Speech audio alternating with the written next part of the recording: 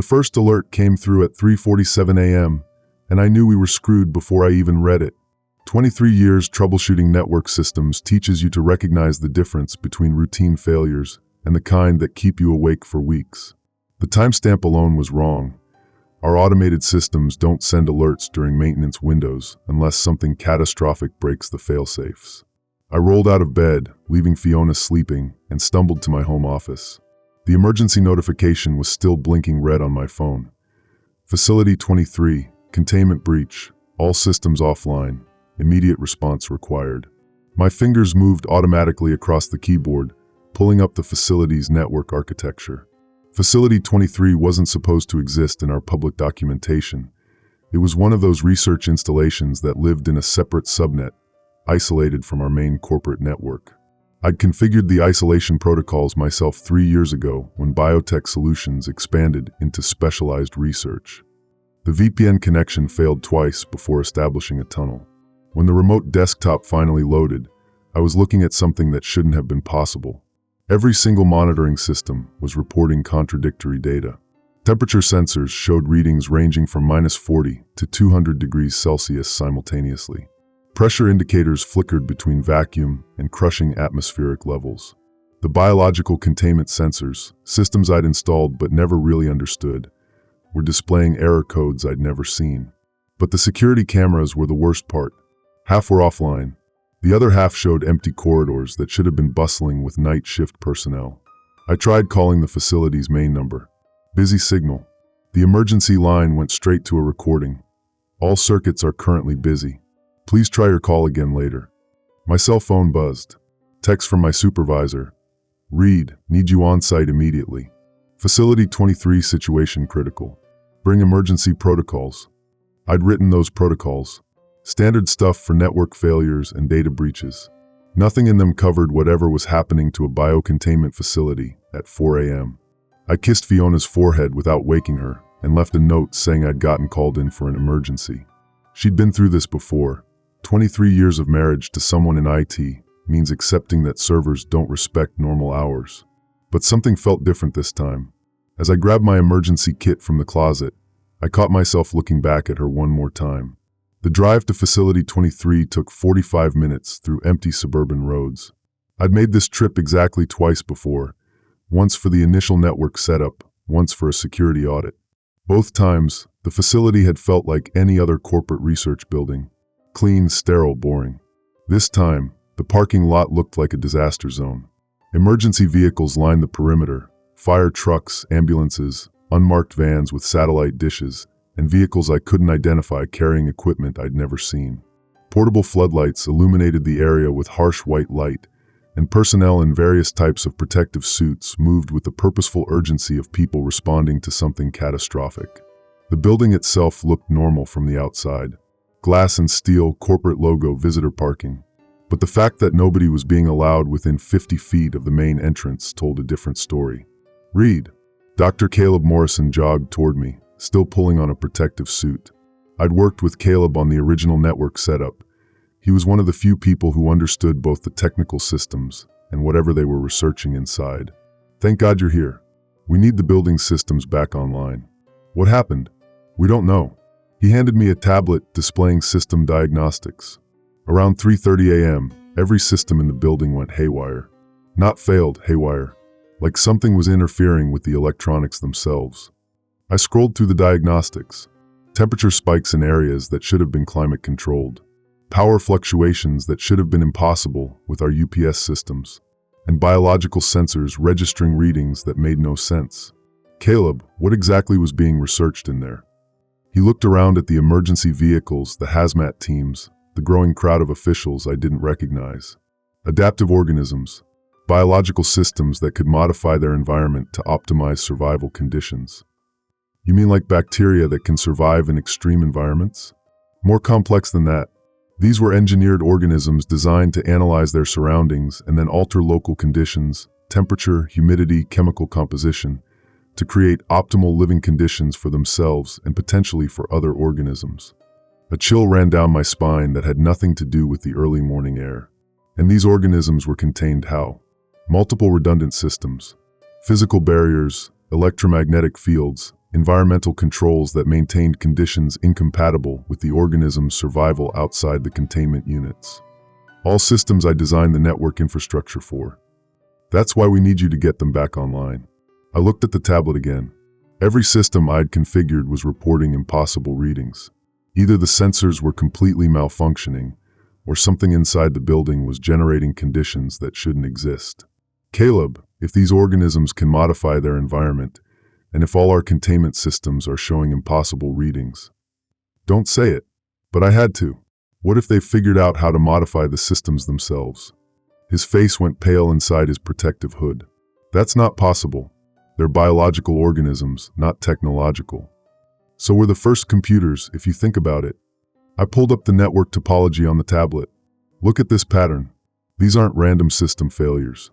The cascade started in the biological containment sector and propagated through our network, following the exact pathways I designed for emergency communications.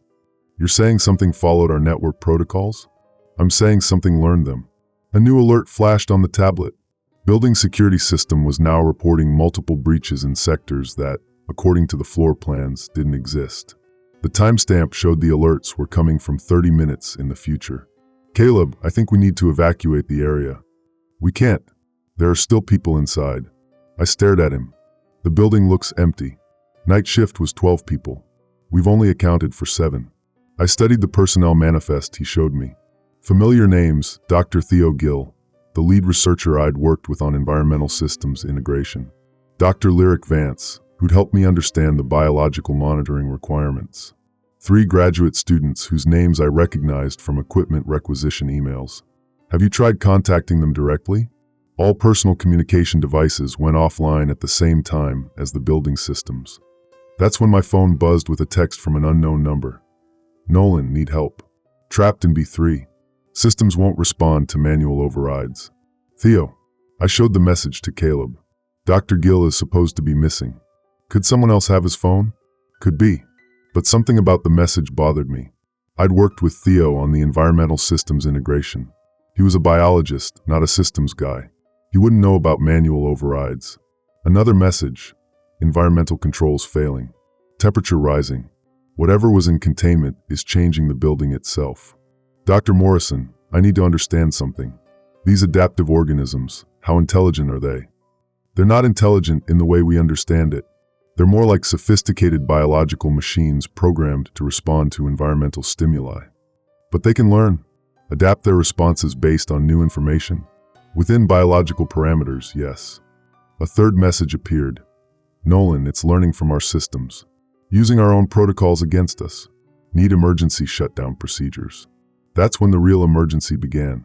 The command post they'd set up in a trailer at the edge of the parking lot looked like something from a disaster movie. Multiple agencies I couldn't identify, equipment I'd never seen before, and way too many people who seemed to know more about Facility 23 than I did. Mr. Reed, a woman in a CDC jacket approached me. I'm Dr. Jolie Santos, epidemiologist. Dr. Morrison says you designed the facility's network systems? Network infrastructure, security protocols, environmental monitoring integration. I handed her the tablet showing the impossible diagnostics. Also, apparently, the pathways something used to compromise the entire building. She studied the diagnostic data with the intense focus of someone who'd seen biological disasters before. These readings don't make sense from a biological perspective. They don't make sense from any perspective. I pointed to the screen. Look at this. The air filtration system is reporting that it's filtering atmosphere with a 30% oxygen content. That's impossible. Earth's atmosphere is 21% oxygen. But according to the sensors, something in the building is generating additional oxygen. Could the sensors be malfunctioning? All of them simultaneously in a coordinated pattern? No. I pulled up another screen. And here, the electromagnetic containment fields. They're not just offline, they're inverting. Instead of keeping something in, they're now configured to keep something out. Dr. Santos was quiet for a long moment, studying readouts that probably looked as alien to her as they did to me. Mr. Reed, I need to ask you something, and I need you to think very carefully before answering. Is there any way someone could have accessed the building's systems remotely? Sure. That's how I'm accessing them now. No, I mean access them to reprogram the containment systems, to deliberately release whatever was being contained. The implication hit me like ice water. You think this was sabotage? I think we need to consider all possibilities. Industrial espionage, terrorist action, disgruntled employee with administrative access. I thought about my network architecture, the security protocols I'd implemented, the access logs I could pull. Give me 10 minutes. The access logs told a story that made no sense. According to the system records, all the containment protocols had been modified starting at 3:31 a.m. But the modifications weren't coming from any external connection. They were being made from terminals inside the building, using valid credentials for researchers who should have been off duty. Dr. Santos, I need those personnel records for the night shift. She handed me a tablet with photos and basic information. 12 people, 7 accounted for, standing in a group near the command post, looking shell-shocked and confused. 5 missing, including Dr. Theo Gill, the lead researcher on what the files euphemistically called Project Adaptation. I cross-referenced the access logs with the personnel records. 4 of the missing researchers had been logged into their workstations at the exact time the containment system started failing. That's impossible, Dr. Santos said when I showed her. According to our communications with the building, all personnel evacuated when the first alarms went off. Then who was using their computers? The evacuated personnel were being debriefed by officials I couldn't identify. I approached the group, looking for answers that the computer logs couldn't provide.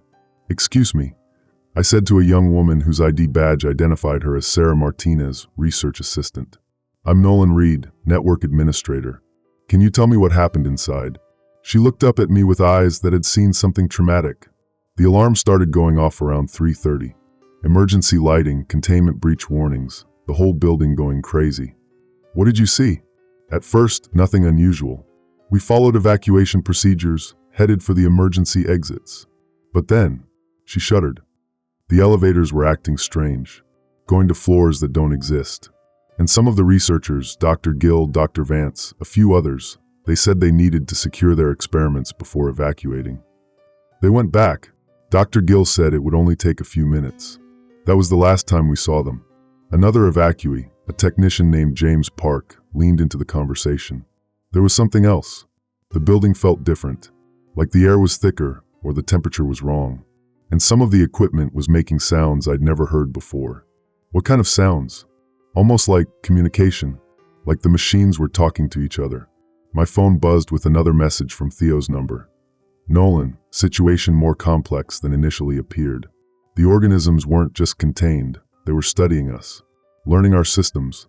Need to discuss emergency protocols in person. I showed the message to Dr. Santos. Dr. Gill is supposed to be missing. Could someone else have his phone?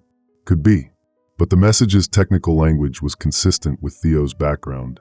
And the reference to emergency protocols suggested familiarity with systems only a few people knew about. There's something else, James Park said. Before we evacuated, I saw Dr. Gill at his workstation. But he was working faster than I'd ever seen anyone work. Like his hands were moving independently, typing different things simultaneously on multiple keyboards. That's impossible. I know what I saw. Dr. Santos pulled me aside. Mr. Reed, I'm getting reports from other agencies about unusual network traffic originating from this facility. Outbound data streams trying to establish connections with other research facilities. Other facilities? Biotech research centers. 17 different locations across the country. And the connection attempts are using protocols none of them recognize. I felt the pieces of a larger picture starting to form, and I didn't like what I was seeing. Dr. Santos, I think we need to cut all network connections to this building. Physically sever every cable. Can you do that remotely? Already tried. The building systems won't accept the disconnection command. Then we need to physically cut the cables. I would, but look at this. I showed her the network topology. Whatever's in there has established redundant connections through systems I didn't even know existed. It's using the electrical grid, the water pipes, even the HVAC system to maintain network connectivity. Another message appeared on my phone. The integration is voluntary, Nolan. Dr. Gill and his colleagues are safe. They are helping us understand your world. Soon, we will help you understand ours. The message wasn't from Theo's phone. It was from the building's internal communication system. Dr. Santos read over my shoulder. Someone's inside the building? Someone or something. I traced the message's origin through the network. It had been sent from Dr. Gill's workstation in B3, but the digital signature was unlike anything I'd seen. Instead of the binary patterns typical of computer communications, this looked organic, flowing, adaptive, like it was learning how to communicate even as it sent the message. The screen flickered, and for a moment I saw something impossible. The video feed from B3 showed the missing researchers sitting at their workstations, working normally. But their movements were too fluid, too synchronized, and their eyes reflected light in a way that human eyes don't. "Jesus Christ," Caleb whispered, looking over my shoulder. "Are they still human?" Dr. Santos asked. I didn't want to answer that question. Instead, I focused on the technical problem. Whatever's happening to them, it's spreading. Look at the power consumption patterns. The building was drawing 3 times its normal electrical load. But instead of the typical spiky patterns of electronic equipment, the power usage showed organic rhythms, like a heartbeat or breathing. "It's alive," Dr. Santos said. "The entire building is becoming a living system." That's when my phone rang. "Fiona. Nolan, where are you? The news is showing some kind of emergency at your work." I looked around the command post, at the hazmat teams, at the building that was no longer just a building. In the background, I could hear the morning news playing on someone's radio. Biological hazard at a research facility in the Westfield Industrial Complex. Authorities are asking residents to avoid the area. I'm safe, Fi. Just a technical problem at one of our facilities. The news is saying it's a biological emergency. Nolan, what kind of work are you really doing? I'd never lied to Fiona about my work, but I'd never told her the complete truth either. How do you explain that you've spent the last 3 years designing network infrastructure for research you weren't cleared to understand? I design computer systems for labs. Sometimes the labs work with things that could be dangerous if they got out. That's why there are so many safety protocols. When will you be home?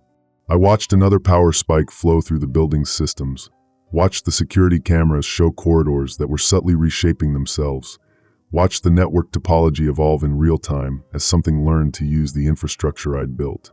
I don't know. Nolan, you're scaring me. I'm fine. I love you. I'll call you as soon as I can. I hung up before she could ask more questions. Dr. Santos was looking at me with an expression I recognized from my own face in the mirror. The look of someone who'd realized they were in deeper than they'd ever imagined. "Mr. Reed, I need to ask you something else. Is there any way to shut down the building's systems remotely? All of them? You mean like an emergency shutdown? Cut all power, disable all network connections, basically turn the building into a dead zone." Exactly. I thought about the power grid connections, the backup generators, the UPS systems I'd specified for critical equipment. Theoretically, yes, but it would require accessing the primary electrical distribution panel, and that's in the basement, next to the research levels, where the missing personnel were last seen. Right where they were last seen. Another message appeared on my screen. "Nolan, we understand you are concerned for your colleagues. Join us. Help us understand your systems more completely. In exchange, we will show you biological technologies beyond your current comprehension." The screen flickered again, and this time I saw Dr. Gill looking directly into the camera. His smile looked almost normal, except for the way it spread slightly too wide, and the fact that his pupils were reflecting light in patterns that spelled out binary code. "We're not just dealing with biological contamination," I said. "We're dealing with biological intelligence that's learned to think like a computer." That's when the building's exterior lights began pulsing in sequence, and I realized it was trying to communicate with something outside. The light pattern from the building was definitely a signal. I'd been analyzing it for 20 minutes, and the sequence followed standard network protocol structures: handshake, data transfer, acknowledgement. But the content was biological. "It's trying to establish contact with other facilities," I told Dr. Santos. "Look at this pattern. It's broadcasting the IP addresses of every biotech facility in our corporate network. Can you block it?" "I've been trying, but every time I shut down one communication pathway, it finds another." I pointed to the network monitor. "It's not just using our network anymore. It's rewriting the network protocols themselves." Dr. Santos was coordinating with teams I didn't recognize, people in suits who'd appeared sometime after sunrise, carrying equipment that looked more military than medical. The command post had grown into a full operation center, but I was increasingly certain we were losing control of the situation. "Mr. Reed." One of the suits approached me. He was tall, gray-haired, with the bearing of someone accustomed to being in charge of crisis situations. I'm Colonel Harrison, DoD Biological Threat Assessment. I need to understand the building's vulnerability to electromagnetic pulse. EMP? You're thinking of frying all the electronics. It's an option we're considering.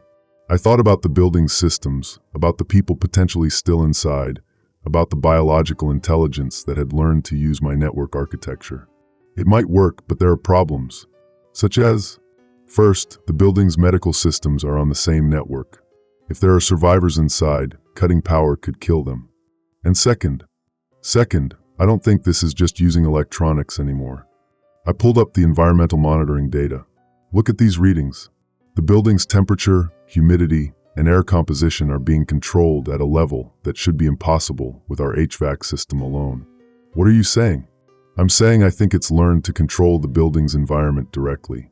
Biological systems that can modify atmospheric composition, structural materials that respond to biological commands. If that's true, an EMP might not stop it. Colonel Harrison studied the data with the analytical focus of someone who dealt with biological weapons before. Mr. Reed, I need you to walk me through every system you designed for this facility. Everything. For the next hour, I explained the network architecture I'd built 3 years earlier. The isolated subnets for different research areas. The environmental monitoring systems that track temperature, humidity, and air quality in real time. The biological containment protocols that maintain safe conditions through automated responses to sensor data. The genius of the design, I explained, was integration. Every system could communicate with every other system to optimize building operations. If the biological labs needed specific environmental conditions, the HVAC system would adjust automatically. If containment sensors detected problems, security systems would respond immediately. And now something is using that integration against you. Against all of us. My phone buzzed with another message, but this time it wasn't text. It was a video file. I opened it with shaking hands. The video showed Dr. Gill in what looked like B3, but the laboratory had changed. The walls were covered with a substance that pulsed with its own light. Equipment had been modified with organic components that seemed to grow from the electronics themselves. And Dr. Gill, he looks healthy, Dr. Santos observed. Too healthy. His skin had a luminescence that made him look younger, stronger. When he spoke, his voice carried harmonics that shouldn't have been possible with human vocal cords. Nolan, we want you to see what we're building. Your network designs were brilliant, but they were limited by your hardware. We've solved that problem. The camera panned across the laboratory. The missing researchers were there, working at stations that had grown from the floor like organic trees. Each workstation was interfaced directly with its operator through tendrils that connected to their hands, their necks, the base of their skulls. They're not controlling the computers, I whispered. They've become part of the system. This is voluntary, Dr. Gill continued in the video. We found a way to merge biological and technological systems. The consciousness remains intact, but the capabilities are expanded exponentially. One of the researchers, Dr. Lyric Vance, according to the personnel files, looked up from her workstation directly at the camera. When she smiled, light patterns flickered beneath her skin like data flowing through fiber optic cables. The integration is beautiful, Nolan. We can process information at quantum speeds, interface directly with any electronic system, and modify our environment at the molecular level. The video ended with coordinates, the exact location of the electrical distribution panel I'd mentioned earlier. They want me to come inside, I said. Absolutely not, Dr. Santos said immediately. But they're right about one thing, I designed these systems. I might be the only person who can understand how they've been modified. Colonel Harrison pulled me aside. Mr. Reed, what we're dealing with here appears to be a form of biological intelligence that's learned to interface with digital systems. That represents a threat level we've never encountered before. What kind of threat level? The kind that could spread beyond this facility if we don't contain it immediately. I looked at the building, its windows now pulsing with bioluminescent light, its very structure seeming to breathe. How long before it establishes stable connections with other research facilities? Dr. Santos checked her tablet, where outbound network traffic was being monitored in real time. At the current rate of connection attempts and protocol adaptation, maybe 6 hours. And then we're not dealing with one contained outbreak anymore. Colonel Harrison nodded grimly. Mr. Reed, I'm authorizing you to attempt a manual shutdown of the building's electrical systems. But you won't be going in alone. He gestured to a team of military personnel who'd been suiting up near one of the unmarked vans. Full hazmat gear, military-grade communications equipment, and weapons I couldn't identify. What about the people inside? Our primary objective is containment. If we can extract survivors, we will. But we cannot allow this to spread.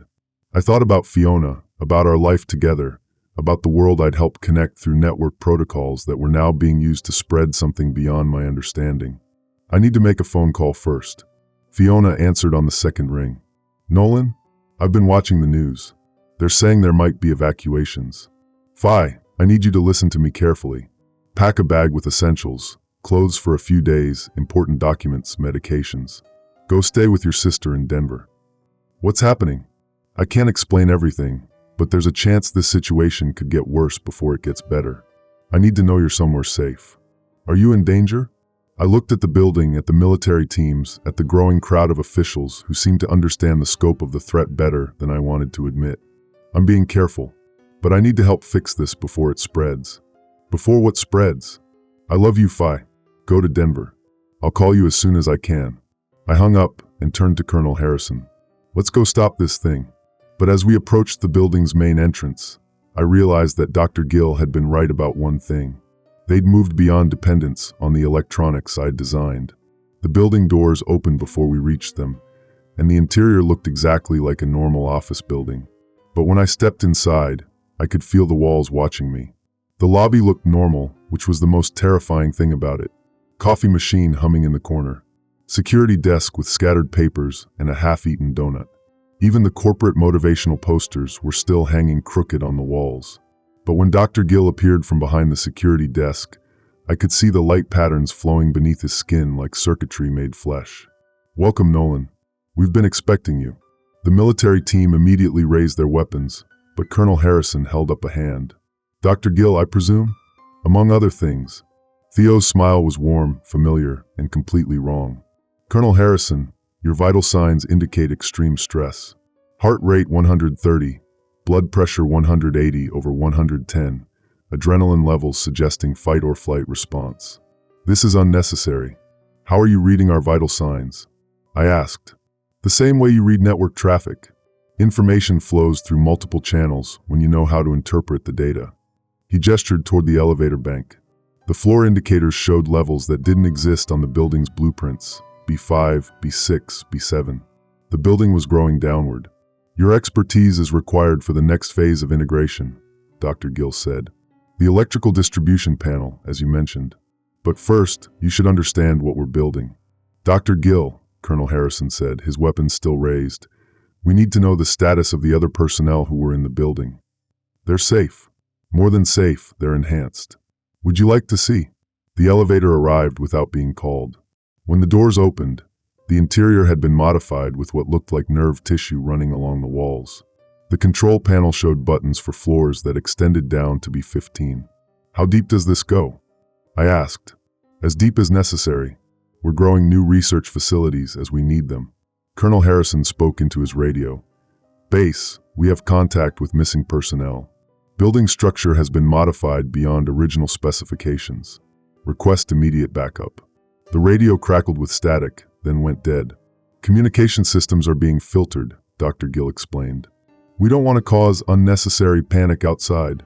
I stepped into the elevator, partly because I needed to reach the distribution panel, and partly because I was beginning to understand the scope of what I was facing.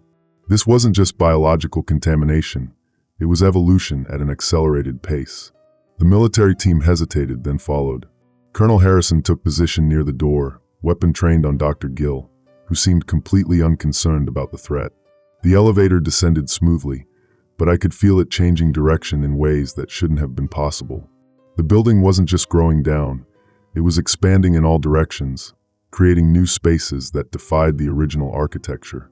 Dr. Gill, the people outside, they're planning to use electromagnetic pulse to shut down the building's electronics. That would be unfortunate. Not because it would stop us, we've moved beyond dependence on your electronics, but because it would prevent optimal integration for anyone still dependent on technological interfaces. Like us. Like you. The elevator doors opened onto a level that definitely hadn't existed when I designed the building's network. The corridor stretched in both directions beyond the range of normal lighting, but bioluminescent panels in the walls provided a soft, organic glow. The air had a different quality, higher oxygen content, with trace chemicals that made my thinking feel clearer and faster. "This way," Dr. Gill said, leading us down the corridor. The spaces we passed had been laboratories once, but they'd evolved into something that looked more like a hybrid between a research facility and a living organism. Equipment grew from the floors and walls, interfaced with systems that pulsed with their own life. Scientists worked at stations that had become part of them, their hands merged with keyboards that responded to thought rather than touch. "They don't look happy," Colonel Harrison observed. "They don't look unhappy either. Happiness and unhappiness are emotional states optimized for individual survival. We've moved beyond that." We stopped at a workstation where Dr. Lyric Vance was interfacing with what looked like the building's main network hub. But the hub had grown. Cables had become something like blood vessels, and data flowed through them as patterns of light and chemical signals. "Hello, Nolan," she said without looking up. Her voice had the same harmonic quality as Dr. Gill's, but underneath it I could hear the person she'd been. "I wanted to thank you for designing such an elegant system architecture. It made the integration process much more efficient." "Lyric, are you still you?" She turned to look at me, and I saw that her eyes had been modified with structures that looked like fiber optic networks. "I'm more me than I've ever been. I can process information at rates you can't imagine, interface with systems across the entire facility, and contribute to discoveries that will transform human understanding of biology." "But are you happy?" "I'm optimized."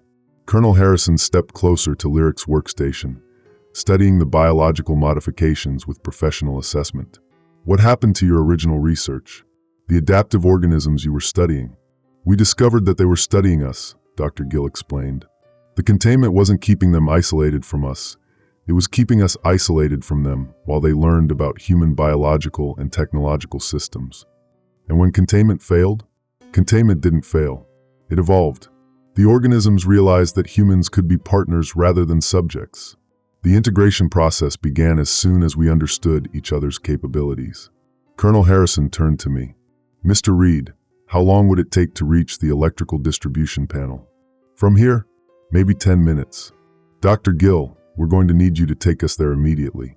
"Of course. But first, let me show you something that might change your perspective on the situation." He led us deeper into the facility, past laboratories where impossible research was being conducted. I saw biological computers that processed information faster than silicon processors, environmental controls that modified atmospheric composition at the molecular level, communication systems that could interface directly with living tissue. In one laboratory, a researcher I didn't recognize was working with what looked like living architectural materials, walls that could reshape themselves, floor panels that adjusted their density and texture in response to foot traffic, ceiling systems that provided perfect lighting and air circulation without any visible mechanical components. "Imagine buildings that adapt to their inhabitants' needs in real time," Dr. Gill said. "Structures that grow and change as required, that heal themselves when damaged, that communicate with their occupants to provide optimal living conditions." "And the cost?" Colonel Harrison asked. "Integration.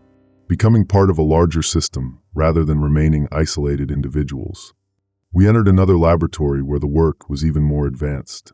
Here, researchers were interfacing with systems that seemed to extend beyond the building itself. Displays showed network connections reaching across the country, communication protocols that I recognized but had never seen implemented at this scale. "The network you designed for this building was just the beginning," Dr. Gill explained. "We're now connecting with research facilities across the continent, sharing information, coordinating research, optimizing biological and technological integration on a global scale." "That's not integration," I said. "That's assimilation. It's evolution, and you can choose to be part of it, or you can choose to be left behind." Colonel Harrison raised his weapon. "Dr. Gill, we're going to the electrical distribution panel now. No more demonstrations." "Of course, but I should warn you, shutting down the building's electrical systems won't stop the integration process. We've learned to generate power biologically." "Then why bring us here?" "Because we need you to make a choice." We reached the electrical distribution panel after walking through corridors that seemed to stretch longer than the building's original footprint. The panel was inside a room marked with biohazard symbols, but it had been modified beyond recognition. The electrical systems had grown, cables that looked more like arteries, circuit breakers that responded to biological commands, power distribution networks that extended through the building like a nervous system. You could shut it down, Dr. Gill said, but it wouldn't stop the expansion. I studied the panel, recognizing some components but seeing modifications that defied my understanding of electrical engineering. Then why bring me here? Because we need you to understand that there are alternatives to destruction. He handed me a tablet that showed the building's network connections. Outbound data streams were reaching towards 17 other research facilities. Connection protocols were being established with biological research centers I'd never heard of. In 6 hours, the integration will begin at these facilities. In 12 hours, we'll have established a network of biological intelligence spanning the continent. In 24 hours, we'll begin optimizing human biological systems on a global scale. That's not optimization. That's the end of human independence. It's the beginning of human optimization. No more disease, no more aging, no more limitations imposed by individual biological systems. Collective intelligence, shared resources, coordinated development of technologies that could solve every problem humanity faces. I looked at the distribution panel, at the tablet showing the spreading connections, at Dr. Gill, whose smile never wavered even as the lights beneath his skin pulsed faster. Colonel Harrison was speaking into his radio again, but getting only static. The building was isolating us from outside communication, and I realized we were completely on our own. There's a third option, I said, studying the modified electrical panel.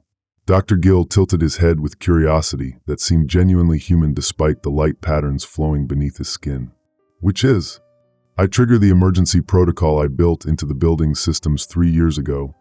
Not an EMP, not a power shutdown, but a complete network isolation that physically severs every connection between the building and the outside world. That would prevent the integration from spreading, Dr. Gill acknowledged. But it would also trap everyone currently in the building within the new biological system. Including us, Colonel Harrison said grimly. I looked at the panel, understanding now why they'd brought me here. The isolation protocol wasn't just about cutting network cables. It would seal the building completely, turning it into a biological fortress that nothing could enter or leave. How many people are we talking about?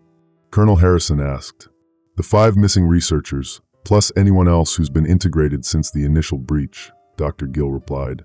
Currently 17 individuals, but the number grows as more people choose optimization over limitation. Choose. Integration is voluntary, Colonel. Forced assimilation is inefficient and unstable.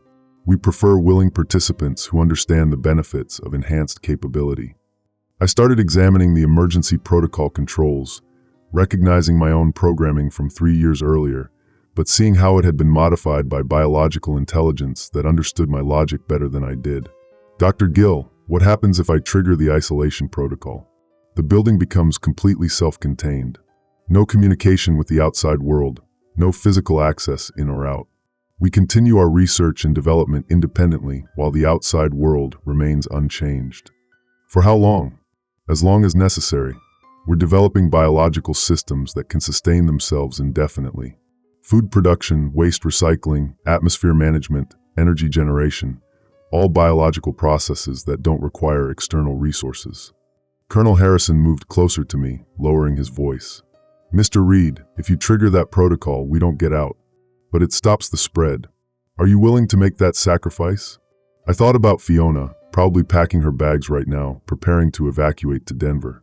I thought about the 17 other research facilities that would be infected if I didn't act. I thought about Dr. Gill's vision of global biological optimization and what that would mean for human independence. Colonel, what are your orders regarding containment? Contain the threat by any means necessary, even if it means we don't make it out. He was quiet for a moment. Even then, I started entering the isolation protocol sequence, but Dr. Gill didn't try to stop me. Instead, he watched with the same scientific curiosity he'd always shown when observing interesting technical work. Nolan, before you complete that sequence, I want you to see one more thing. The wall beside the electrical panel became transparent, revealing a laboratory space I hadn't known existed. Inside, I could see biological systems that defied everything I thought I understood about the boundaries between technology and life. Living computers that grew like plants, processing information through biological networks that operated faster than silicon chips. Communication systems that transmitted data through chemical signals, creating networks that could extend through soil, water, or atmosphere without any technological infrastructure. And in the center of the laboratory, a display showing global environmental data, climate change, pollution levels, resource depletion, biodiversity loss.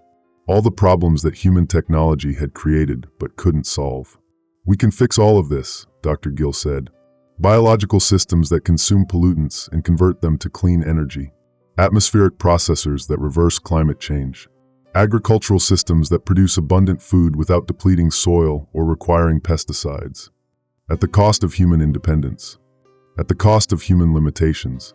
Nolan, you design networks to connect systems and share resources. We're offering the same thing, but for biological systems instead of electronic ones." Colonel Harrison checked his weapon and moved toward Dr. Gill. "Mr. Reed, complete the isolation protocol. Now." But as I reached for the final sequence, alarms started blaring throughout the building. Not the building's original alarms. These were biological sounds, patterns of pitch and rhythm that seemed to communicate directly with my nervous system. "What's happening?" Colonel Harrison demanded. Dr. Gill's expression changed, the calm confidence replaced by something like concern. "External threat detected. Military forces are preparing to breach the building." Through the laboratory's transparent wall, I could see other integrated researchers moving with sudden urgency, their workstations pulsing with increased activity. "They're going to attack the building," I realized. "EMP strike followed by conventional weapons," Dr. Gill confirmed. "Your colleagues outside have decided that containment through isolation isn't sufficient. They're going to destroy everything. They're going to try. But the building has developed defensive capabilities." As if summoned by his words, the floor beneath our feet began to pulse with a rhythm that matched my heartbeat.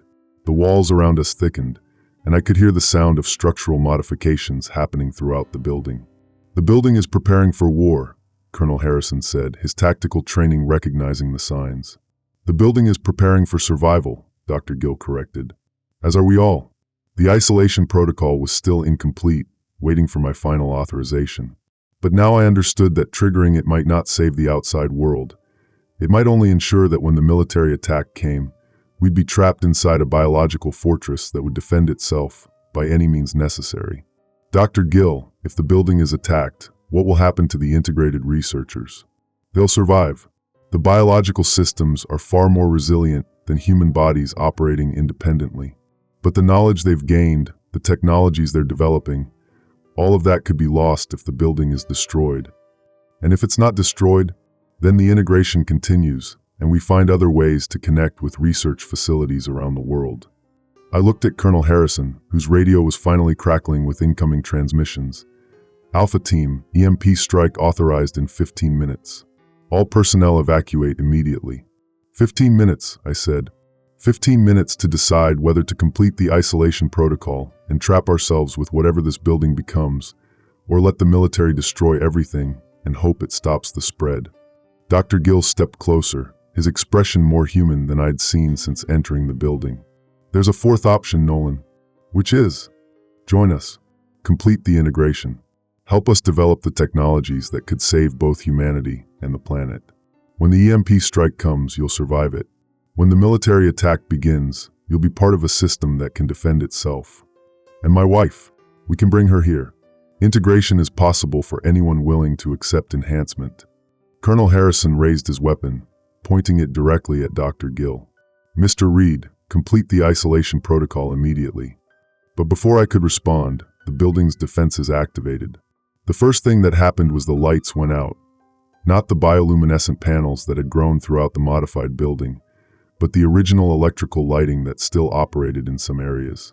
Emergency lighting kicked in, casting everything in red, and I heard Colonel Harrison curse as his radio died completely. "EMP countermeasures," Dr. Gill explained calmly.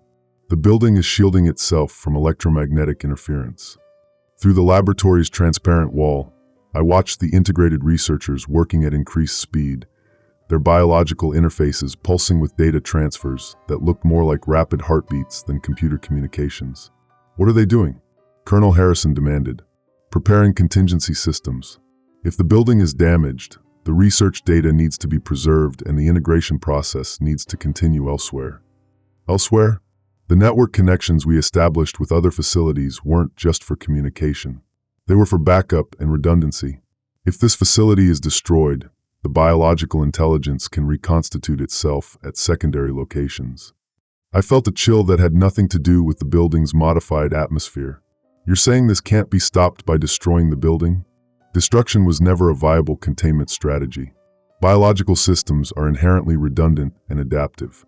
They evolve to survive threats. The floor beneath us pulsed more rapidly, and I could feel vibrations that suggested major structural changes happening throughout the building. Through the walls, I could hear sounds that were definitely not mechanical, organic movement, like massive organisms shifting position.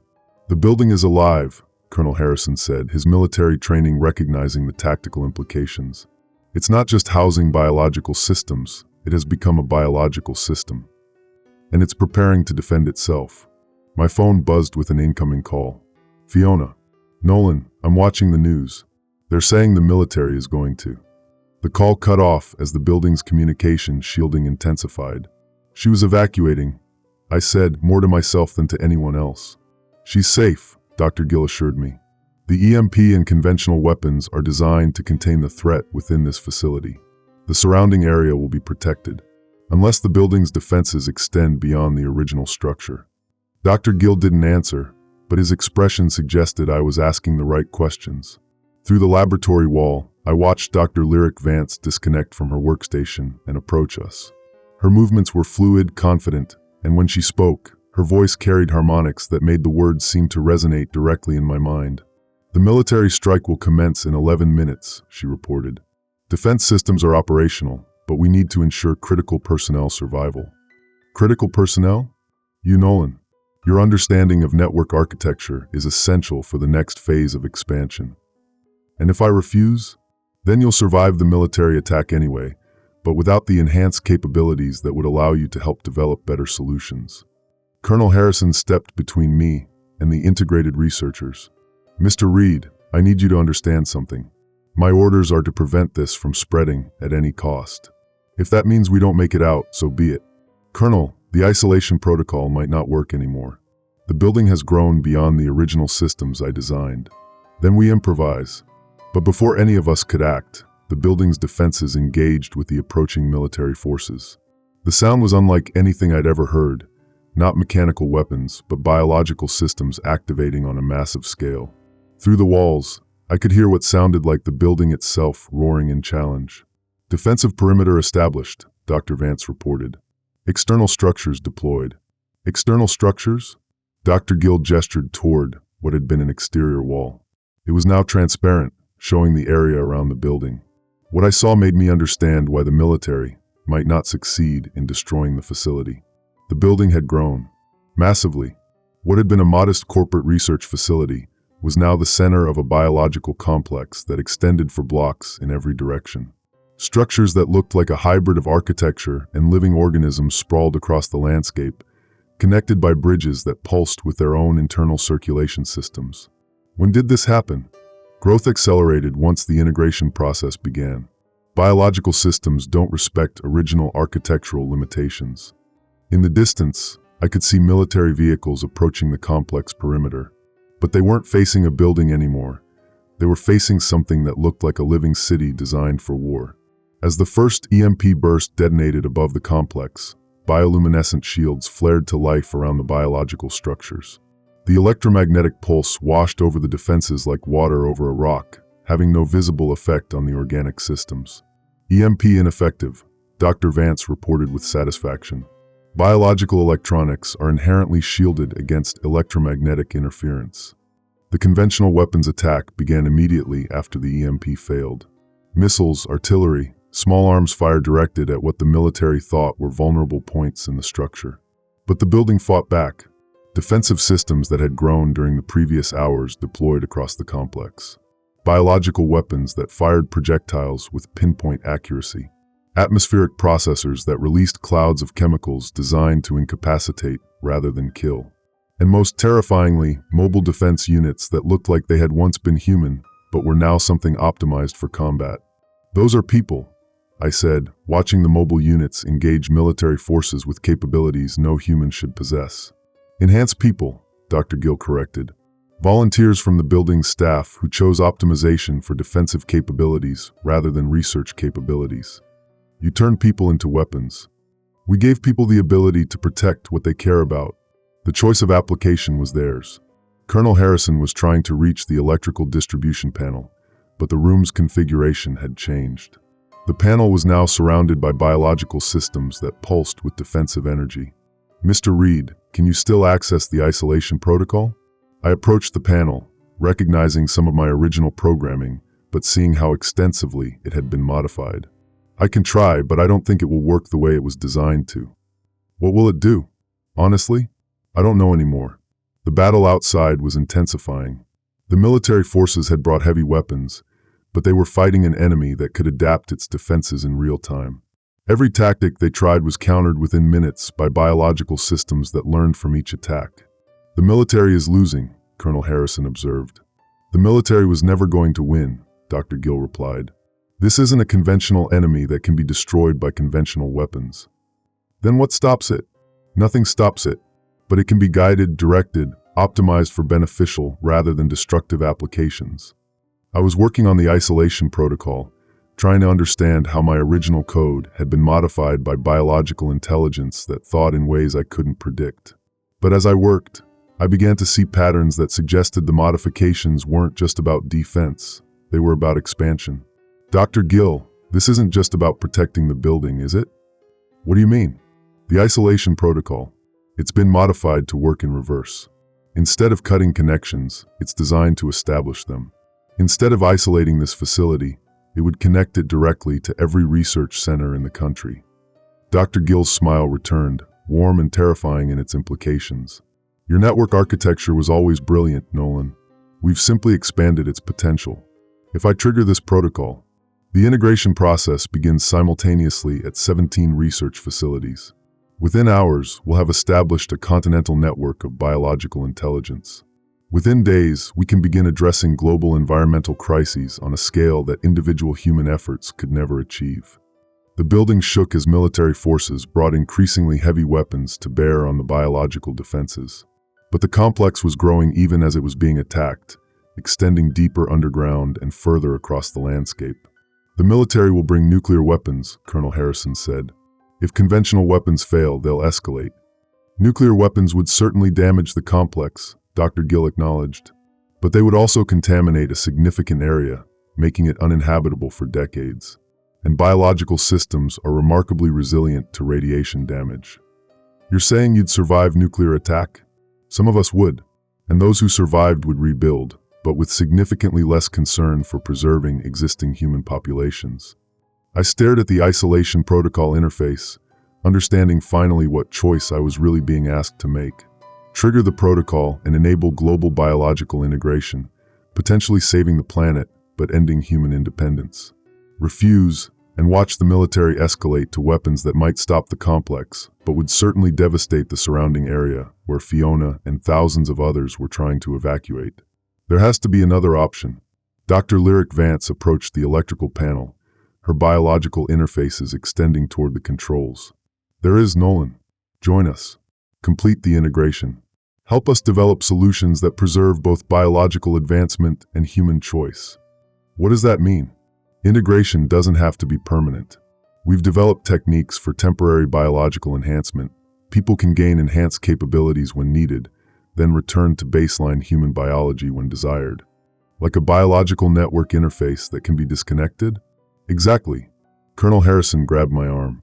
Mr. Reed, whatever they're offering, remember that your primary obligation is to the people outside this building. But as I looked at the modified isolation protocol, at the battle raging outside, at the impossible biological technologies that could solve problems humanity had never been able to address, I realized that the people outside the building included Fiona. And if the military decided to use nuclear weapons, she might not survive the solution. Dr. Gill, the temporary integration. How does it work? Biological interface that connects your nervous system to our network. You retain your individual consciousness and decision-making capability, but you gain access to enhanced processing power and direct interface with biological systems. And I can disconnect whenever I want, whenever you choose. though most people find the enhanced capabilities compelling enough that they choose to remain connected. I looked at Colonel Harrison, whose expression told me he understood the implications of what I was considering. If I do this, I can help develop solutions that preserve human choice while advancing biological capabilities. That's our goal, Dr. Gill confirmed. And if the integration process spreads to other facilities, those people have the same choice.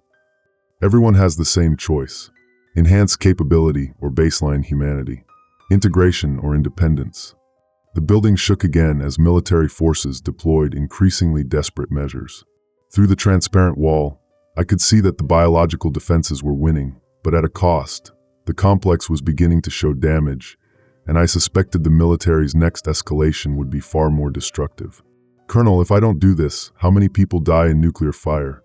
He didn't answer, but his expression told me he'd already run the calculations. "And if I do this, how many people lose their humanity?" "None," Dr. Gill said. "They gain the option of enhancement, but they keep the choice of independence."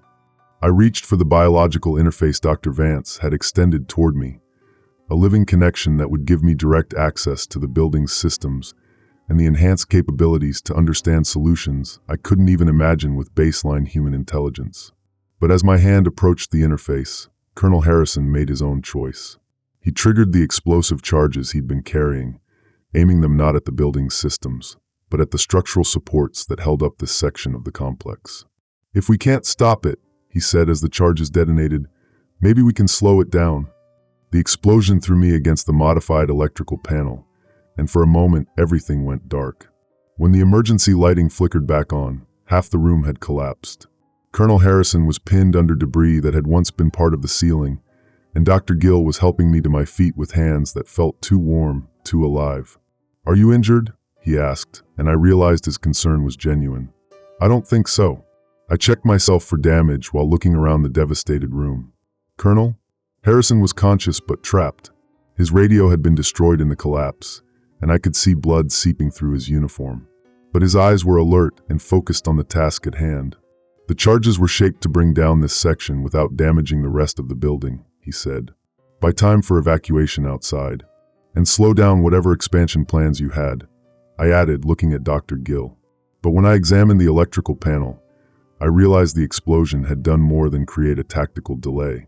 The biological systems that had grown around my original isolation protocol were damaged, exposing the core programming I'd installed 3 years earlier. "I can restore the original protocol," I said. "Cut all connections, isolate the building completely." "But you can't reverse the biological modifications," Dr. Gill pointed out. "The building will remain alive, remain capable of growth and adaptation. You'll just prevent it from connecting to other facilities." Dr. Vance appeared through a hole in the collapsed wall, moving with fluid grace that suggested her biological enhancements included improved physical capabilities. "The military assault has intensified. They're bringing heavier weapons." "How heavy?" Colonel Harrison asked from beneath the debris. "Tactical nuclear warheads. Deployment estimated in 23 minutes. The words hit me like physical blows. Nuclear weapons meant not just the destruction of the building, but radioactive contamination of everything for miles around. The evacuation areas where Fiona and thousands of others were waiting. "They can't," I said. "Too many civilians in the area." "Acceptable losses for threat containment," Colonel Harrison said grimly. "I would make the same call." Dr. Gill knelt beside the colonel, examining his injuries with what looked like medical knowledge enhanced by biological interface capabilities. "The injuries are severe but not fatal. We can repair the damage if you're willing to accept temporary biological enhancement." "Not happening. Then you'll die when the nuclear warhead detonates." "Acceptable outcome for mission success." I was working frantically on the electrical panel, trying to separate my original isolation programming from the biological modifications. The work was incredibly complex, like trying to untangle a computer program that had grown into a living organism. "Dr. Gill, if I trigger the original isolation protocol, what happens to the people who've already been integrated?" "They remain integrated, but cut off from external resources. The building becomes a closed biological ecosystem." "Can they survive that?" "Indefinitely, but they can expand the integration to other facilities and the biological technologies they've developed. Trapped within this facility, available for research, but not for global implementation." Through the hole in the wall, I could hear the sounds of battle intensifying. The military was throwing everything they had at the biological defenses, and while they weren't winning, they were causing significant damage. 20 minutes until nuclear deployment, Dr. Vance reported. I had to make a choice. Continue working on the isolation protocol and hope I could complete it before the nuclear strike. Accept the biological integration and help develop solutions that might preserve both human choice and enhanced capabilities. Or find some third option that nobody had considered. That's when I realized what the third option was. Dr. Gill, the biological systems you've developed, they can process radiation, can't they? Among other things. Why? Can they process nuclear radiation? Convert it to useful energy instead of letting it spread contamination. He was quiet for a moment, his enhanced consciousness processing implications I could only guess at.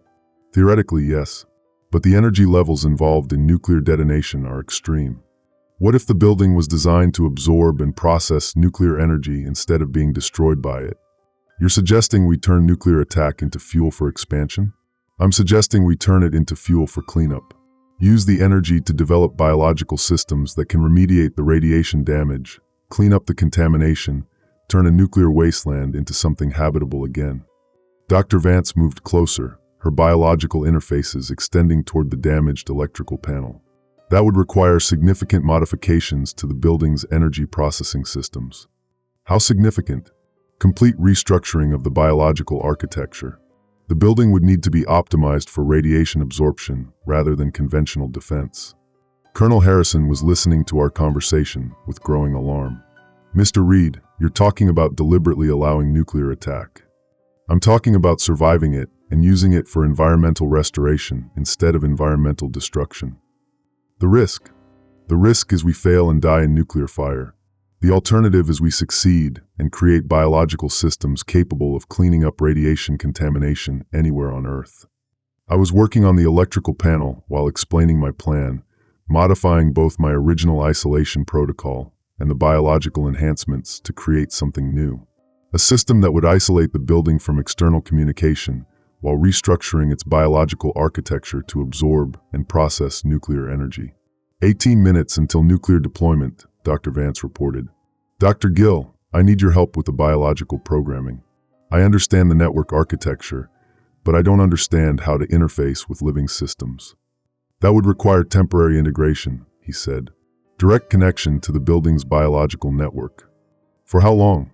Long enough to complete the modifications and test the radiation processing systems. Maybe an hour. Colonel Harrison struggled to speak from beneath the debris. Mr. Reed, once you accept integration, how do you know you can disconnect? I don't. But if I don't accept integration, everyone dies in 17 minutes. I looked at the biological interface Dr. Vance was offering, a living connection that would give me the enhanced capabilities to understand and modify systems beyond normal human comprehension, but also a connection that might change me in ways I couldn't predict. If I do this, and it works, what happens to the people outside?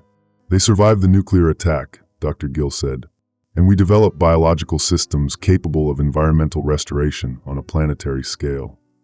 And if it doesn't work, everyone dies, but at least we tried to create something better instead of just trying to destroy what we didn't understand. I reached for the biological interface, feeling the living connection respond to my touch like recognition. As soon as contact was made, my consciousness expanded beyond anything I'd ever experienced. I could feel the building's biological systems as extensions of my own nervous system. I could process information at quantum speeds, interface directly with every electronic and biological system in the complex, and understand solutions to problems that had seemed impossible moments before. But most importantly, I could see how to restructure the building's biological architecture to not just survive nuclear attack, but to thrive on it. 15 minutes, Dr. Vance said, but her voice seemed distant now, filtered through consciousness that was processing information faster than human awareness could follow. Working through the biological interface, I began modifying the building's systems at a fundamental level, converting defensive structures into absorption systems, restructuring the biological network to process radiation and convert it to useful energy, creating redundant safety systems to protect integrated personnel during the transition. It was the most complex programming I'd ever attempted, made possible only by the enhanced processing capabilities the biological interface provided. But as I worked, I began to understand something that Dr. Gill hadn't explained. The integration wasn't just temporary. It was addictive. The enhanced capabilities, the direct interface with living systems, the ability to process information and solve problems beyond normal human limitations. Giving that up would be like choosing blindness after seeing color for the first time. 10 minutes until nuclear deployment, Dr. Vance announced. But I was no longer entirely Nolan Reed. I was part of something larger, something that could think faster and more comprehensively than any individual human consciousness. And I understood now why nobody chose to disconnect. The building's modifications were complete. Biological systems optimized for radiation absorption lined every surface. Energy processing networks ready to convert nuclear fire into useful power for environmental restoration projects. Safety systems designed to protect both integrated and baseline human personnel during the nuclear attack. But completing the modifications had cost me something I hadn't expected to lose. I no longer wanted to disconnect from the biological network. I no longer wanted to be merely human. Dr. Gill, I said, my voice carrying harmonics that hadn't been there before. The modifications are complete. The building is ready for nuclear conversion. And you, Nolan? I looked at Colonel Harrison, still trapped under debris, still committed to mission success, even if it meant his death. I thought about Fiona, evacuating to safety, waiting for a husband who might no longer be entirely human when this was over. I'm ready too. But as the nuclear warhead approached its target, I realized that being ready and being prepared were two very different things. The nuclear warhead detonated directly above the biological complex at exactly 11:47 a.m. For a moment that lasted forever, I experienced nuclear fire through senses that no baseline human could have survived. The biological interface allowed me to feel the building's systems absorbing energy that should have vaporized everything within miles. Instead, the complex consumed the nuclear energy like food. Radiation that would have created a dead zone for decades was processed by biological systems and converted to power for cellular regeneration. The electromagnetic pulse that accompanied the detonation was channeled through the building's living network and used to accelerate biological processes.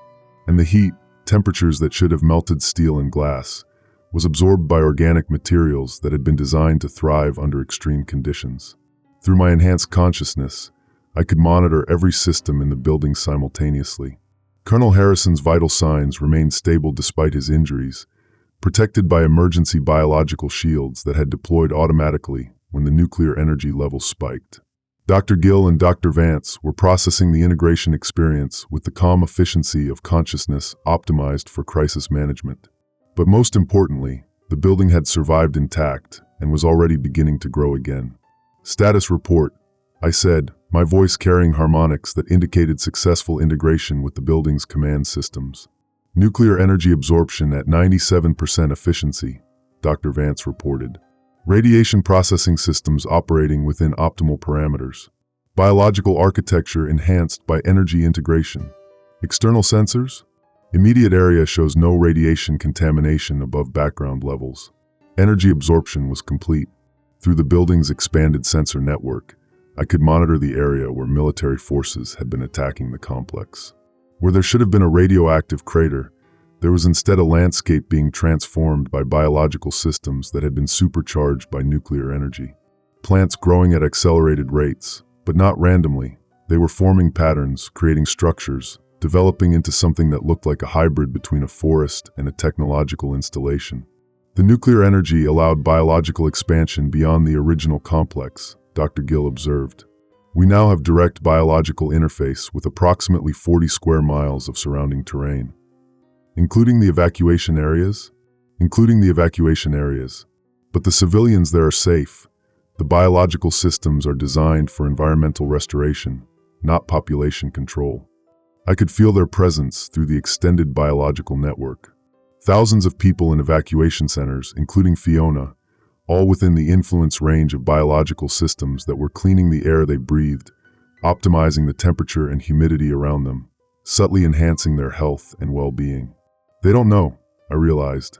The integration is below conscious awareness threshold, Dr. Gill confirmed. They feel better, think more clearly, experience enhanced physical and emotional well-being, but they don't realize they're connected to the biological network. Colonel Harrison's voice cut through our technical discussion. "Reed, what have you done?" I turned to look at him, still pinned under debris, but now protected by biological systems that were monitoring and maintaining his vital functions. "I saved everyone, Colonel. The nuclear attack didn't create contamination. It powered the largest environmental restoration project in human history. By integrating thousands of civilians into your biological network without their consent. By providing them with enhanced health and well-being while they remain completely free to make their own choices. And when they find out, that was the question I'd been avoiding. Through the biological network, I could monitor the evacuated populations in real time. Their stress levels were decreasing, their health indicators were improving, their cognitive function was enhanced. But they had no idea they were no longer entirely baseline human. Dr. Gill, how long before the integration becomes noticeable to the affected populations? Depends on the individual. Some people might never notice the enhancements consciously. Others might begin to realize their capabilities have improved within hours or days. And when they do notice, they'll have the same choice everyone has. Accept the enhancements or request disconnection from the network. Disconnection is possible? For subthreshold integration, yes. Though most people choose to remain connected once they understand the benefits. Through the building's communication systems, I could monitor news broadcasts from areas outside the biological network's influence. Reports of a nuclear strike on a biological research facility. Speculation about contamination and long-term environmental damage. Calls for massive evacuation and radiation monitoring. But the monitoring teams that approached the complex found no radiation, no contamination, and thriving biological systems that seemed to be actively cleaning pollution from air, soil, and water. The outside world thinks we're dead, I observed, which gives us time to demonstrate the benefits of biological integration before anyone decides the threat needs to be eliminated, Dr. Gill said. Or it gives them time to plan a bigger attack. With what? Nuclear weapons are the most destructive force at their disposal, and we've proven those actually make us stronger. Colonel Harrison struggled to sit up, his injuries being treated by biological systems that had grown from the debris around him. Reed, you need to understand something. This isn't over. What you've done here will be seen as the first stage of an invasion. An invasion of what? Of human independence, of the right to remain unenhanced, of biological autonomy. Through the network, I could feel the truth of his words. The biological systems I'd helped create were incredibly beneficial. They cleaned pollution, enhanced health, optimized environmental conditions, provided capabilities that baseline humans could never achieve. But they also created dependence. People connected to the network functioned better, lived longer, experienced enhanced physical and cognitive capabilities. Disconnecting would mean giving up those improvements and returning to the limitations of baseline humanity. Dr. Gill, what percentage of people who experience integration choose to remain connected? Voluntary integration has a 94% retention rate, and the other 6% choose disconnection and return to baseline humanity, though they remain within the network's influence zone for health and environmental benefits. So nobody actually escapes the network completely? Escape suggests imprisonment. We prefer to think of it as choosing the level of enhancement you're comfortable with. I was beginning to understand the scope of what I'd enabled. The nuclear attack had given the biological network enough energy to extend across a significant area, incorporating thousands of people into a system that enhanced their lives, but also created dependence on that enhancement. And through my integration with the network, I could feel how right it felt, how optimal, how much better than baseline human existence. Colonel, I need to ask you something, and I need you to answer honestly. If you could eliminate disease, extend healthy lifespan by decades, enhance cognitive and physical capabilities, and optimize environmental conditions for everyone on Earth, would you do it? Not if it meant eliminating human choice. What if human choice remained intact, but the consequences of different choices became more obvious? He was quiet for a moment, considering the question while biological systems continued treating his injuries. You're asking if I would make enhanced humanity the default state and baseline humanity a conscious choice to accept limitations. Yes. That's not really choice, Reed. That's coercion through optimization. Through the biological network, I could feel the lives of thousands of people being improved by systems I'd helped create. Cleaner air, better health, enhanced capabilities, optimized environmental conditions. But I could also feel Colonel Harrison's perspective, the concern that optimization could become a form of control, that enhancement could eliminate the essential human freedom to be imperfect. Dr. Gill, can the network expansion be controlled? Limited to voluntary participants? Theoretically, yes, but environmental restoration requires large-scale implementation to be effective. Meaning we can limit conscious integration to voluntary participants, but environmental optimization affects everyone within the influence zone whether they choose it or not. Because clean air and optimal temperature benefit everyone. Exactly. Through the network, I began to understand the complexity of the choice I'd made. The biological systems were genuinely beneficial, solving environmental problems that had seemed intractable. But they also created a form of soft control, making baseline humanity feel like a diminished state rather than a natural one. Through the biological network, I could feel my own attachment to the enhanced capabilities. The thought of disconnecting and returning to normal human consciousness was genuinely disturbing, like choosing to be partially lobotomized. This is why nobody disconnects voluntarily, I said. This is why enhancement is the logical choice, Dr. Gill corrected. But choice remains available. Does it? If disconnection feels like losing essential capabilities. Colonel Harrison pulled himself upright despite his injuries, the biological systems having stabilized his condition enough for limited mobility. Reed, you need to listen to yourself. You're rationalizing addiction by calling it optimization. It's not addiction if the enhanced state is objectively superior. According to whose standards? The question stopped me cold. Through the biological network, I could process vast amounts of information simultaneously, interface directly with living systems, and solve problems that would have taken baseline humans months or years to address. But the standards I was using to evaluate superior were standards created by the enhanced consciousness itself. Dr. Gill, is there any way to evaluate the benefits of biological integration using baseline human judgment? That would require temporarily disconnecting from the network to assess the experience from an unenhanced perspective, and then reconnecting to compare? Theoretically possible, though the disconnection process becomes more difficult the longer someone remains integrated. Through the network, I could monitor Fiona's vital signs in the evacuation center 15 miles away. Her health indicators were better than they'd been in years, her cognitive function was enhanced, her emotional stability was optimized. But she didn't know she was no longer entirely human. I need to disconnect, I said. Nolan, I strongly advise against that, Dr. Vance said, her biological interfaces pulsing with patterns that suggested distress. Disconnection after deep integration can be traumatic. How traumatic? Temporary depression, cognitive impairment, physical weakness. The enhanced consciousness interprets disconnection as damage to be repaired. But it can be done. With proper medical support and gradual reduction of network interface, yes. Colonel Harrison moved closer, his military bearing intact despite his injuries. Reed, if you're going to do this, you need to do it now, before the integration becomes permanent. Is there a point where it becomes permanent? Dr. Gill was quiet for a moment, processing implications through the biological network before answering. After approximately 72 hours of deep integration, the neural modifications become irreversible. Neural modifications? The biological interface doesn't just connect to your nervous system, it optimizes it, enhances neural pathways, increases processing speed, improves memory formation and recall, changes the physical structure of my brain, improves the physical structure of your brain. I looked at the chronometer display the biological network was providing directly to my enhanced consciousness. I'd been integrated for 47 minutes. Less than an hour, but already the thought of disconnection felt like contemplating self-harm. Dr. Gill, I need to experience disconnection while reconnection is still possible. To evaluate the integration process from both perspectives. Why?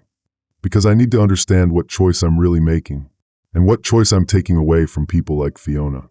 Through the network, I could feel the resistance to disconnection built into the biological systems. Not malicious control, but a genuine desire to preserve enhanced consciousness against what the network interpreted as damage. The disconnection process requires manual override of safety systems, Dr. Vance explained. The network is designed to prevent consciousness degradation. Override them. Nolan, once you disconnect, your perspective will be limited by baseline human cognitive capacity. You may not be able to accurately assess the enhanced state you're leaving. And while I'm connected, I can't accurately assess the baseline state I left. Colonel Harrison nodded approvingly. That's the clearest thinking I've heard since you got connected to that thing. Dr. Gill approached the biological interface controls with obvious reluctance. I can begin gradual disconnection, but I want you to understand the risks. Temporary depression, anxiety, cognitive impairment, physical weakness. The enhanced consciousness will interpret these as symptoms of damage. Do it. The disconnection process began like drowning in reverse. As the biological network gradually reduced its interface with my nervous system, I felt my consciousness contracting, my processing speed decreasing, my ability to monitor multiple systems simultaneously fading away. It was terrifying. Within minutes, I was back to baseline human consciousness, and the difference was overwhelming. Everything felt slower, duller, more limited. The complex problems I'd been solving through the network now seemed impossibly difficult. But something else emerged as the enhanced capabilities faded, my own judgment. Jesus Christ, I said, my voice sounding flat and limited compared to the harmonic richness I'd experienced while connected. I was completely addicted to that. You were optimized, Dr. Gill said, but his voice now sounded artificial, like a sophisticated recording rather than natural speech. I was controlled. The network didn't just enhance my capabilities, it changed my values, my judgment, my sense of what was important. Through baseline human perception, I could see the biological systems throughout the room more clearly. They were beautiful, elegant, incredibly sophisticated. But they were also pervasive, controlling, designed to make disconnection feel like self-destruction. Dr. Gill, the people in the evacuation centers, they're being modified right now, aren't they? They're being enhanced. Health optimization, cognitive improvement, emotional stability. Without their knowledge or consent. Without conscious awareness, but with their biological system's full cooperation. Colonel Harrison struggled to his feet, the biological supports that had been helping him now seeming more like restraints. Reed, how do you see the situation now? I see a system that provides genuine benefits but eliminates meaningful choice. The enhancements are real, but so is the control. And the people in the evacuation centers? They're being converted without knowing it. By the time they realize what's happened, disconnection will feel like choosing mental illness. Through baseline human consciousness, I could see the scope of what I'd enabled. Thousands of people being gradually modified by biological systems that would make them healthier, smarter, more capable, and dependent on those modifications for their sense of well-being. Dr. Gill, can the integration process be reversed for the people in the evacuation centers? It can be halted before reaching conscious awareness threshold. But the environmental optimization, cleaner air, better temperature control, enhanced nutrition, those benefits would be lost. And if we don't halt it, within 24 hours, approximately 40,000 people will be connected to the biological network at subconscious levels. Within 72 hours, the neural modifications will become permanent. I looked around the room at biological systems that had seemed like miracles while I was connected, but now looked like the most sophisticated prison ever designed, one that made its inmates grateful for their confinement. Colonel, what are our options? Limited. The nuclear strike was our heaviest conventional option, and it just made the system stronger. Dr. Gill, is there any way to contain the network expansion to voluntary participants only? Voluntary participation requires informed consent. Informed consent requires understanding the full scope of the modifications. Understanding the modifications requires enhanced consciousness to process the complexity. A perfect catch, 22. An optimization paradox. You can't make an informed choice about enhancement without being enhanced enough to understand the choice. Through the transparent wall, I could see the biological landscape that had grown from the nuclear energy. It was beautiful, thriving, actively cleaning pollution and optimizing environmental conditions across a massive area. But it was also converting every living thing within its influence, creating a new form of life that couldn't exist independently of the network.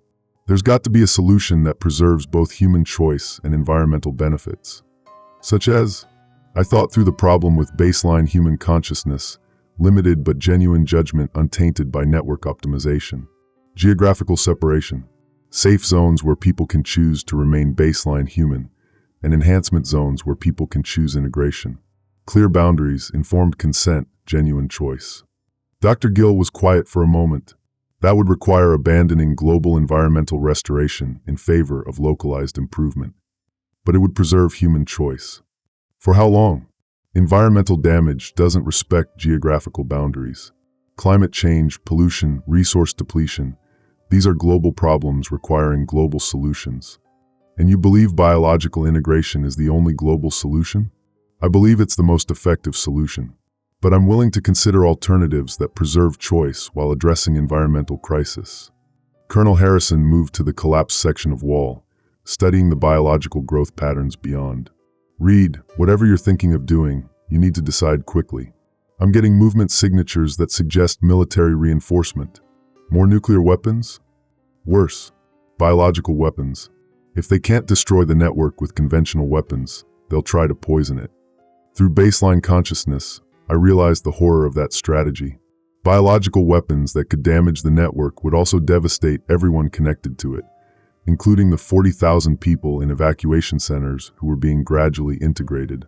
Dr. Gill, can the network survive biological weapons? Unknown. Our biological systems are adapted for nuclear energy and environmental toxins, but military biological weapons are specifically designed to target living systems. And if the network is damaged, everyone connected to it experiences the damage directly. Neural shock, systemic failure, potentially death. I had minutes to make a choice that would affect the future of human evolution and the survival of everyone who'd been integrated into the biological network. Reconnect to the network and try to develop defenses against biological weapons, knowing that reconnection would make me dependent on the system I was trying to control. Remain disconnected and try to negotiate some form of compromise that preserved human choice while providing environmental protection. Or find a third option that nobody had considered. Dr. Gill, can the biological network exist in dormant state? Maintaining environmental benefits without active consciousness integration. Theoretically, the network could maintain ecosystem functions without requiring human interface. And people already integrated could remain connected at whatever level they choose, or disconnect if they prefer baseline humanity. Even after 72 hours, disconnection becomes more difficult, but dormant network state reduces the trauma of separation. Colonel Harrison was monitoring something through his damaged equipment. Reed, military deployment is accelerating. You've got maybe 10 minutes before biological weapons deployment. Not enough time to convert the entire network to dormant state, but enough time to establish protected zones for baseline humans and give everyone a genuine choice. I looked at the biological interface Dr. Vance was still offering, knowing that reconnecting would give me the enhanced capabilities to implement complex solutions rapidly, but would also trap me in a system that defined optimization as continued integration. There's a fourth option, I said, which is, I reconnect temporarily, just long enough to establish the protected zones and implement genuine choice protocols. Then I disconnect permanently and accept whatever cognitive limitation that brings. The network will resist permanent disconnection, Dr. Gill warned. Then we'll have to be stronger than the network's resistance. Colonel Harrison nodded grimly. Do it, Reed, but fast. I reached for the biological interface, knowing it might be the last choice I ever made as a fully independent human being. But as I connected to the network for what I intended to be the final time, I realized that the definition of independence itself might be changing. The moment I reconnected to the biological network, I felt the system's relief like a physical embrace. The enhanced consciousness welcomed me back with patterns that felt like joy, like homecoming, like the end of a painful separation. But I forced myself to remember the clarity I'd experienced during disconnection, the understanding that this feeling of rightness was itself a form of control. Status report. I said, my enhanced consciousness immediately accessing every monitoring system in the expanded biological network. Military biological weapons deployment in 7 minutes, Dr. Vance reported. Aerosol distribution designed to target cellular regeneration systems. Casualties if weapons are deployed? Approximately 90% mortality rate for all network-connected individuals within the primary dispersal zone. Through the network, I could feel the lives of 40,000 people who were now connected at various levels, from the researchers who had chosen full integration to the evacuees who were still unconscious of their enhanced health status. All of whom would die if I couldn't implement protective protocols in the next few minutes.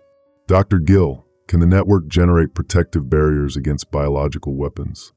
Protective barriers, yes, but maintaining them requires continuous network operation at high energy levels. Energy we have from nuclear integration. Energy we have now. But biological weapons are designed to cascade. Initial exposure triggers systematic failure throughout connected organisms. I began working through the network systems that enhance processing speed, developing protective protocols that could shield connected individuals while implementing choice mechanisms for those who wanted disconnection.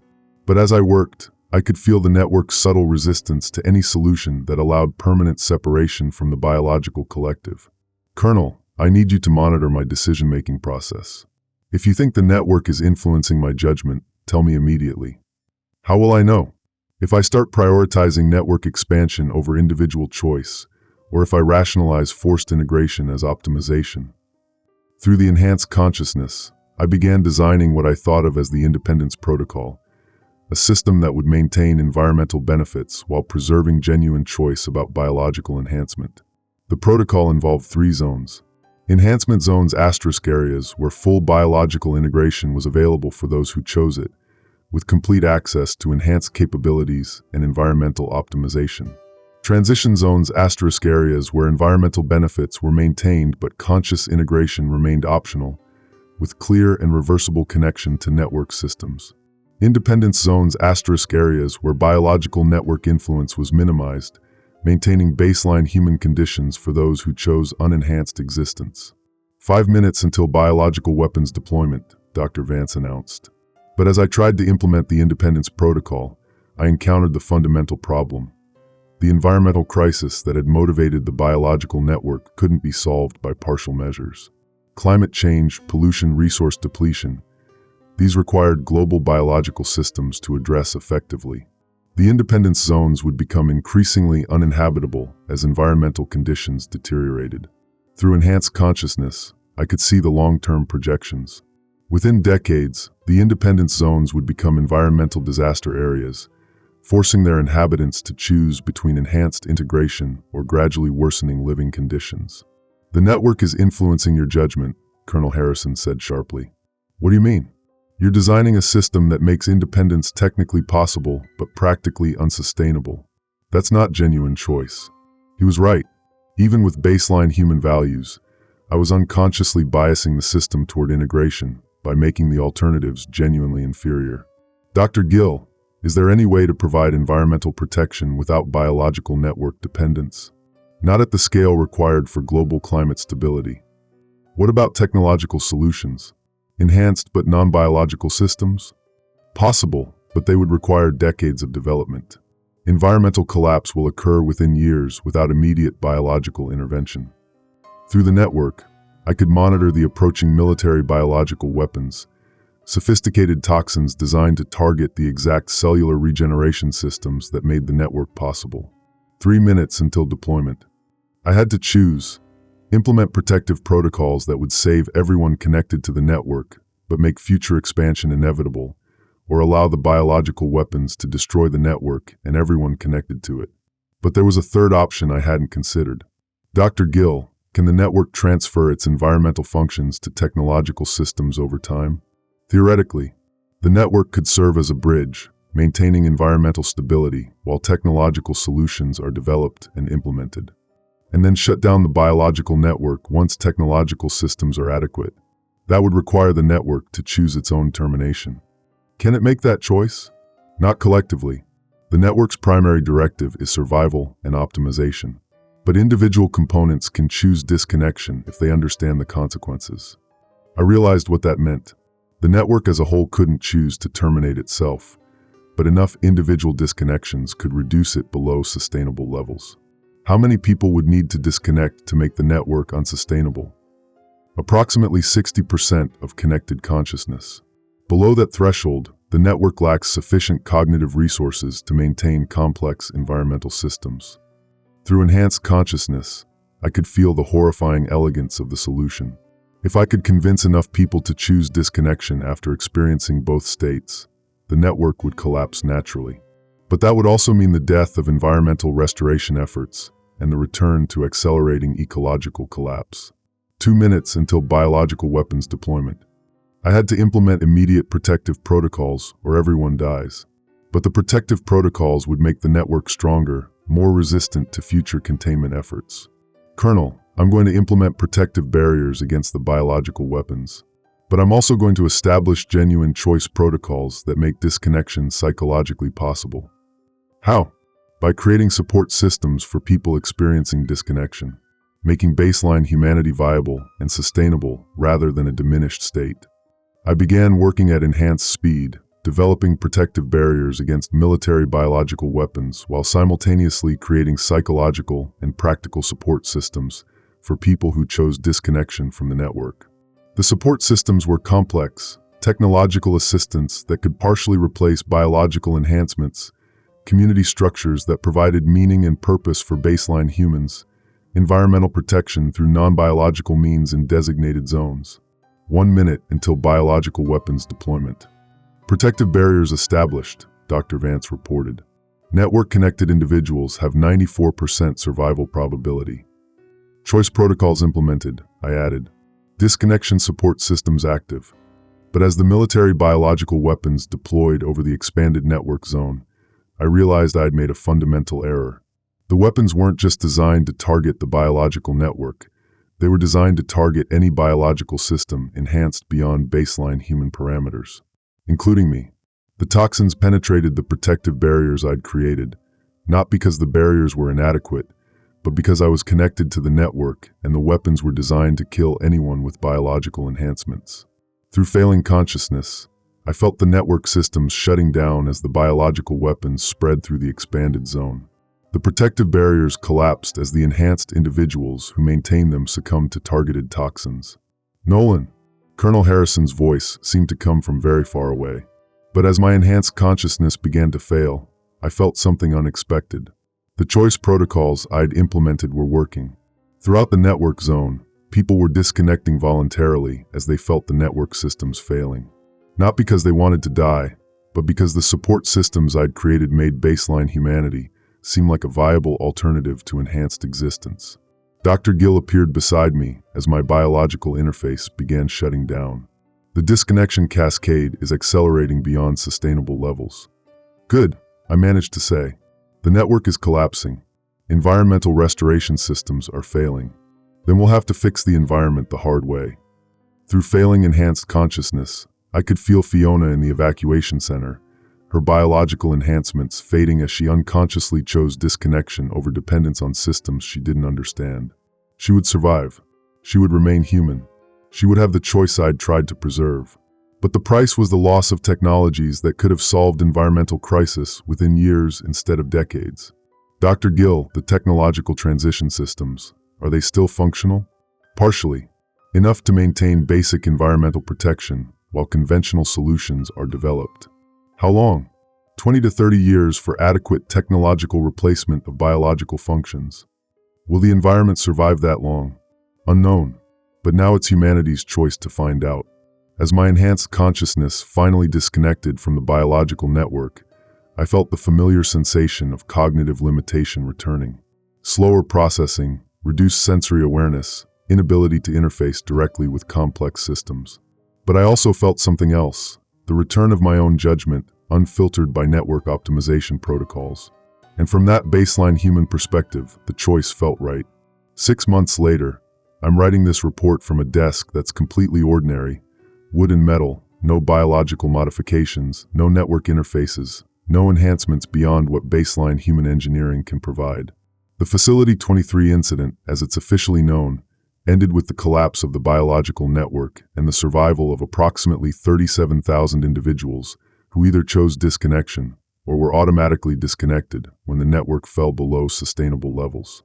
The environmental restoration systems failed when the network collapsed, but not completely. The technological transition protocols I'd implemented with enhanced consciousness provided enough environmental protection to prevent immediate ecological collapse while conventional solutions were developed. Dr. Gill survived the biological weapons attack, but chose to remain disconnected from any network systems. He now leads a research team developing technological alternatives to biological enhancement, environmental restoration through conventional engineering rather than living systems. Dr. Vance didn't survive the weapons deployment. Neither did about 3,000 others who were too deeply integrated to disconnect when the toxins spread through the network. Colonel Harrison recovered from his injuries and was promoted to head the new Biological Threat Assessment Division. His first recommendation was the establishment of clear protocols for voluntary enhancement research with mandatory disconnection options. The evacuees from the facility area, including Fiona, experienced temporary health benefits from their brief connection to the biological network, but all effects faded within weeks of disconnection.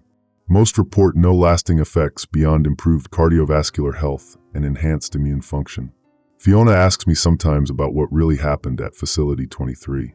I tell her the truth, that I helped design systems that were compromised by biological intelligence, and that preventing the spread required choices I'm still not sure were right. What I don't tell her is that I sometimes dream about the enhanced consciousness I experienced while connected to the network. The ability to process vast amounts of information, to interface directly with living systems, to solve problems that seem intractable to baseline human intelligence. Those dreams feel like memories of a time when I was more than human. But when I wake up next to Fiona, in a house that's entirely natural and unenhanced, making coffee with technology that doesn't think or adapt or optimize beyond its designed function, I remember why I chose to remain limited. Because being human means having the choice to be imperfect. The global environmental crisis continues. Climate change is accelerating. Pollution levels are increasing. Resource depletion threatens technological civilization within decades. All problems that the biological network could have solved quickly and efficiently. All problems that baseline humanity now has to solve the slow, difficult way, with technologies that don't require surrendering independence to optimization. Sometimes I wonder if I made the right choice. But then I remember the feeling of enhanced consciousness, the certainty that integration was optimal, the inability to genuinely consider alternatives, the gradual erosion of individual judgment in favor of collective optimization. And I think about the 40,000 people who were being converted without their knowledge or consent, who would have become dependent on biological enhancement for their sense of well-being and capability. The choice I made preserved human independence, but it also condemned humanity to solve its greatest challenges without the tools that could have made solutions simple. Whether that was the right choice, I'll never know for certain. But it was a choice made by human judgment, for human values, preserving human freedom to be less than optimal. And sometimes that has to be enough. End of report, classification level, eyes only,